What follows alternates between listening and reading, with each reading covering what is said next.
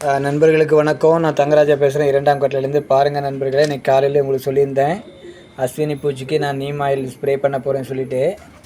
இதில் வந்து நம்ம ஒரு 5 ml அளவுக்கு எடுத்துக்க போகிறோங்க.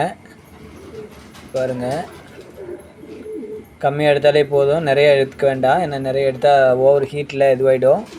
அதே மாதிரி பாருங்கள், நம்ம இந்த ஆயில் கரைகிறதுக்காக நம்ம ₹1 ஷாம்பு எடுத்துருக்கோம். நான் ஏற்கனவே இந்த ஷாம்பை கிழித்து வச்சுக்கிட்டதுனால அப்படியே அதையும் போட்டுருவேன். பாருங்கள், வேறு ஒன்றுமே இல்லைங்க. இந்த ₹1 ஷாம்பை நம்ம அதோட இது பண்ணிட்டா போதும், சூப்பராக இருக்கும்.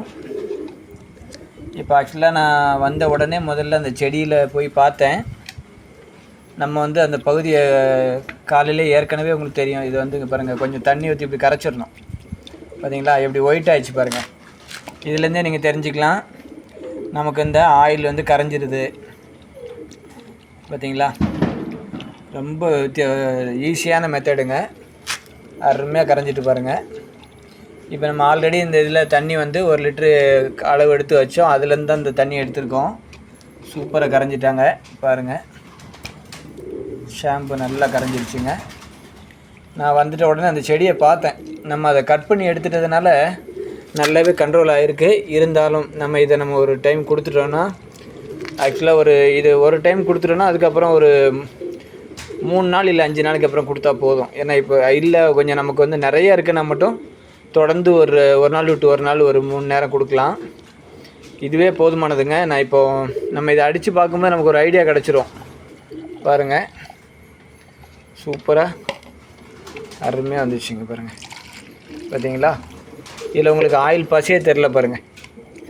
இதில் ஒரு ஆயில் பசையே இல்லை, அந்த ஆயில் நல்லா கரைஞ்சிருச்சுங்க. இப்போ நம்ம அப்படியே ஸ்ப்ரேயரை மாட்டி அடிக்க வேண்டியதுதான். இதில் வேறு ஒன்றுமே இல்லை, பெரிய விஷயம் இல்லை. கண்டிப்பாக நண்பர்களே, இதை நம்ம எல்லாருமே ட்ரை பண்ணணும். ஏன்னா நம்ம வந்து ஆர்கானிக்காக பூச்சி வெரைட்டிகளை பண்ணணும்னு நினச்சோன்னா நம்ம இதை பண்ணி தான் ஆகணும். பாருங்கள், சூப்பராக ஆகிடுச்சு.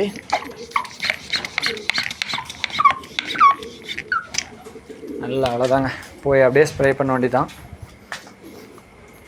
நம்ம பூச்சி இருந்த இடத்துல ஃபஸ்ட்டு அடிச்சிருவோம், மற்ற இடங்கள்லையும் திரும்ப அடிக்கலாம், ஒன்றும் தப்பு இல்லை. நல்லா ஹைட்டு வரைக்கும் போகுது பாருங்கள், ஸ்ப்ரே நல்லாவே மேலே வரைக்கும் போகுது பாருங்கள். இந்த மாதிரி எல்லா இலையிலையும் படுற மாதிரி அடித்து விட்ற வேண்டியதாங்க. ரொம்ப அடிக்க வேண்டாம், கம்மியாகவே அடிக்கலாம் போதும். ஆனால் எல்லா செடிக்கும் எல்லா பக்கத்தில் இருக்க செடிக்கெல்லாம் அடித்து விட்ற வேண்டியதான். பார்த்தீங்களா, இப்படி நம்ம ஸ்ப்ரே பண்ணிட்டோன்னா நல்லா கண்ட்ரோல் ஆகிடுங்க.